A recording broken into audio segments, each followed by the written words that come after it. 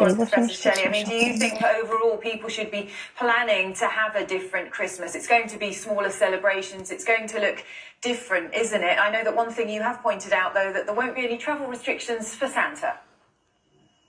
That's correct. Turkey producers here are planning to produce a higher proportion of small turkeys, anticipating smaller gatherings.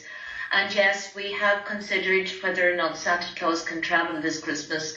It's a serious issue because we've just been talking about travel just between countries, but Santa Claus, of course, travels all around the world. So is he at risk of transmitting the virus really right around the world? And is there risk for Santa Claus himself? Because he's not exactly thin. In fact, if he were having a medical exam, he would be considered to be clinically obese.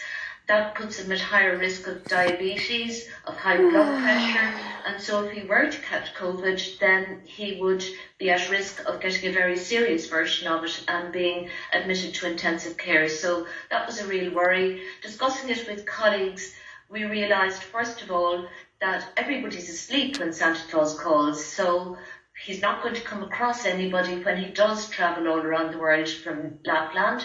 And secondly, he travels so quickly that even if a part of his entourage were to actually have the virus attached to them, they travel so quickly that there is no risk of transmitting the virus to anybody around the world. So at least that's some good news on the public health front, that Santa Claus will be as usual, even if we have smaller family gatherings. Well, I'm glad we got that sorted. He's a key worker as well, so we need to make sure he can still do all the jobs he needs to do on Christmas Eve for all the kids around the world. Thank you all very much for joining.